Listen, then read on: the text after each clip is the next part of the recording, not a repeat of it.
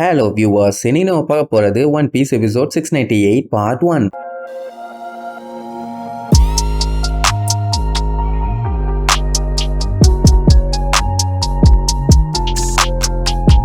Open பண்ணா போன பாட்டுல நம்ம உசோப்பு அந்த சுகரை கேராக்கி ஒரு வழி பண்ணிட்டான்ல. அதனால என்னாச்சு, அவ உருவாக்கின பொம்மை எல்லாமே பொத்துன்னு மயக்கம் போட்டு விழுந்துரும். இதை யாரும் எக்ஸ்பெக்ட் பண்ணவே இல்லை. அது மட்டும் இல்லாம பொம்மையா இருந்தவங்க எல்லாருமே நார்மலா மாறிடுவாங்க. அதுதானே உலக வழக்கம். நம்ம ஆளுங்க இதுங்கெல்லாம் நெஜா பொம்மைன்னு நினைச்சிட்டு இருந்தாங்க. ஆனா மனுஷங்க தான் பொம்மையா வந்தாங்கன்னு சொல்லி கொஞ்சம் கூட எதிர்பார்க்கவே இல்லை. கேவண்டிஷ் எல்லாம் கடுப்பாயி அந்த கிளாடியஸை பார்த்து கத்திட்டு இருப்பான். ஆனா வீணா போன விளக்கென்ன முட்டா பயிலா, உங்களோட சோல்ஜர்ஸ் யாடா டாய்ஸா மாத்தி வச்சிருக்கீங்க?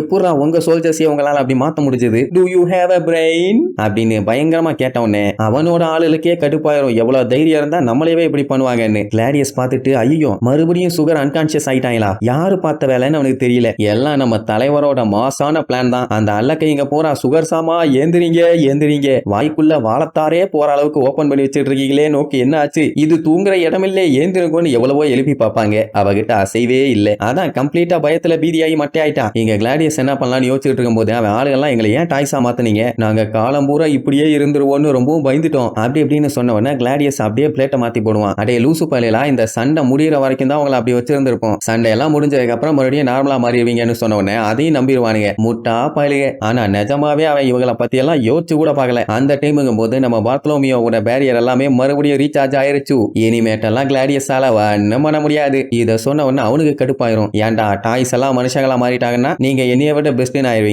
உங்க கான்பிடன்ஸை மட்டமாக்காம விட மாட்டேன்னு அட்டாக் பண்ண ரெடி ஆயிருவான். இவங்க 3 பேரு அவன் ஒத்த ஆளு. அந்த அல்லக்கைங்களெல்லாம் கணக்குலயே எடுத்துக்க தேவையில்லை. இதுல வேற நம்ம ரோபின் அவனை என்ன ஆனாலும் சரி லூஃபியோட பாதையில நெருங்கவே விட மாட்டேன்னிருவா. கேவண்டிஷ் நான் டோஃப்ளமிங்கோட டாப் எக்ஸிகியூட்டிவ காலி பண்ண போறேன்பா. ஏன்னா அப்பந்தானே பாப்புலரா மாற முடியும். இதுல இவங்க கூட ஸ்ட்ராங்கான பேரியர் வச்சிருக்க பார்த்தலோமியோ வேற இருக்கான். சோ வேற லெவல்ல 4 பேருக்கு சண்டை நடக்க போகுது. அதே நேரம் இங்க லூஃபியும் ட்ரஃபால்கர்லாவும் மேல போய் சேர்ந்துட்டாங்கல்ல. அங்க ட்ரபோல் நம்மளால பார்த்து வீம்புக்குன்னே கேவலமா சிரிச்சுட்டு இருப்பான். அது லூஃபிய பயங்கரமா கடுப்பேத்தும். அதுக்கப்புறம் தான் இன்னொரு விஷயத்தை நோட் பண்ணுவாங்க. பெலமி அவன் காலு கீழே பேனு கிடப்பான். வந்தவனே பொலா காட்டி படுக்க போட்டிருக்கான் போல. அடே பெலமின்னு லூஃபி பார்த்துட்டு ஷாக் ஆவான். உடனே டோஃப்ளமிங்கோ இவனுக்கெல்லாம் நீ கேர் பண்றியா? மோக் டவுன்ல 2 பேரும் காட்டுத்தனமா அடிச்சுக்கிட்டீங்கன்னு கேள்விப்பட்டேன். அப்புறம் என்னடா பெலமிம்பா? அப்படியே பழைய நினைவுகள் கொஞ்சம் வந்துட்டு போகும். அந்த அளவுக்கு அடிச்சுக்கிட்டு இப்ப எப்படா ஃப்ரெண்ட்ஸ் ஆனீங்கன்னு ஆர்வமா கேட்பான். அவனாச்சு ஒரு டைம் தான் கேட்டான். இந்த ட்ரபோல் எப்போ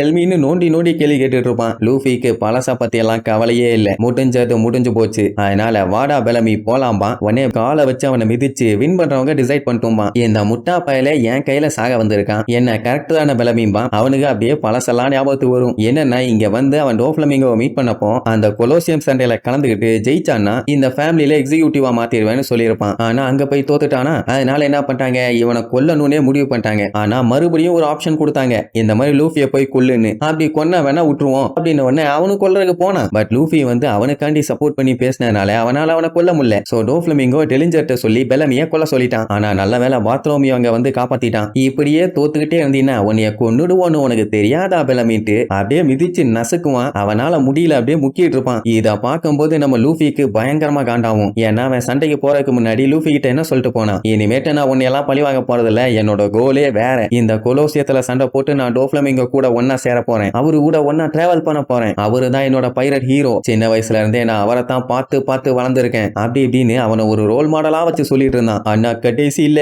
அவனே இவனை கொல்ற நிலைமை ஆயிருச்சு. டோஃப்ளமிங்கோவை ஏமாத்தக்கூடாதுன்னு சொல்லிட்டு இருந்தான். பட் அவன் இப்படி ஏமாத்துவான்னு எதிர்பார்க்கலையே. ஆக்சுவலா அவன் கொடுத்த வேலையை பெலமி செய்யல. சோ நீ ஏமாத்திட்ட. உன்னோட விருப்பப்படி எல்லாம் நீ எல்லாத்தையுமே பண்ணக்கூடாதுக்கண்ணா. என்ன பண்றது, அது மக்களோட நேச்சர், இப்படித்தான் மாறிக்கிட்டே இருப்பாங்க. அந்த மாதிரி தானே நீயும் மாறிட்டேன்னு அப்படியே அவனை தூக்கி காட்டுவான். மூஞ்சு பூரா பொலன்னு ரத்தம், பல்லுல பாதிய காணும், மூஞ்சில ஏகப்பட்ட இடத்துல குழிப்பணியாரத்தை சுட்டு வச்சிருக்கான். இதெல்லாம் பார்த்த லூஃபி பயங்கரமா காண்டாவான். டோஃப்ளமிங்கோவை பொறுத்த வரைக்கும் பெலமி ஒரு சீப்பான ஆளு.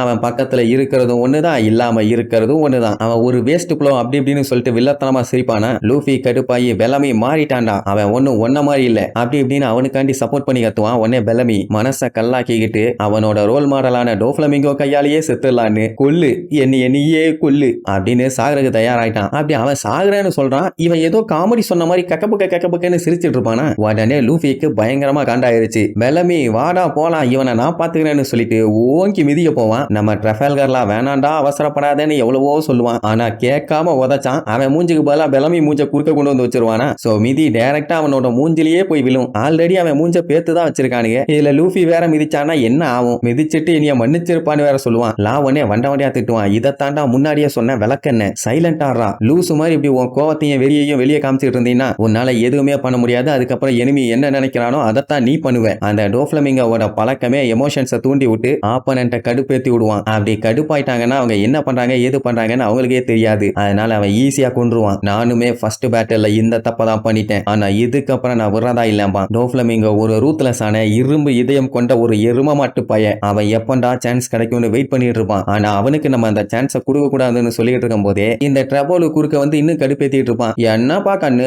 சாக போற உன் ஃப்ரெண்டோட மூஞ்சலியே மிதிச்சுட்ட, இது நியாயமா, ஏன்டா இப்படி பண்ணன்னு சொல்லி விழுந்து விழுந்து சிரிப்பானா. அது லூஃபிக்கு இன்னுமே கடுப்பாகும். லா சொல்றத அவன் கேட்கவே மாட்டான். உடனே டோஃப்ளமிங்கோ என்ன பார்த்து எப்படா இரும்பு இதயம் கொண்டவன்னு சொல்லுவேன். நான் ஒன்னும் அயன் ஹார்ட்டெல்லாம் இல்ல, நான் ஒரு மேடான ஆளு. மொத்தத்துல கூறு கட்ட முட்டா பையனை அவனையே அவன் ஒத்துக்கிறான் போல. சரி இப்ப நீங்க என்னென்னலாம் பண்ணீங்கன்னு கொஞ்சம் யோசிச்சு பாருங்கன்னு முதல்ல இருந்து விஷயம் எல்லாத்தையுமே சொல்லுவான். ஃபர்ஸ்ட் இவங்க ஸ்டார்ட் பண்ணதே அந்த சாட் மேனுஃபேக்சரிங் மிஷினை காலி பண்ணது. அதுக்கப்புறம் அந்த வெர்கோ மோனட் இவங்க ரெண்டு பேர்த்தையுமே காலி பண்ணி முக்கியமான ஆளான சீசரையுமே கிட்னாப் பண்ணிட்டாங்க. இப்ப அவனுமே அவங்க கஸ்டடியில தான் இருக்கான். அதுக்கப்புறம் ட்ரெஸ்ரோசாக்கு வந்து பொம்மையா இருந்து அவனுக்கு வேலை பார்த்துட்டு இருந்த எல்லாத்தையுமே நார்மலா மாத்தி விட்டாங்க. அதுவும் ஒருத்தர் ரெண்டு பேர்னா பரவாயில்ல, மொத்த கண்ட்ரியில இருக்க அத்தனை பேருமே. அதுக்கப்புறம் ஸ்மைல் ஃபேக்டரியை டெஸ்ட்ராய் பண்றதுக்காக நம்மால ஒருத்தன் அங்க போயிருக்கான். நீங்க இவ்வளவு பஞ்சாயத்து பண்ணியுமே நான் இன்னுமே இழிச்சுக்கிட்டே தான் இருக்கேன். நான் கோவப்படலையே. இதை விட மோசமா என்ன பண்ண போறீங்க?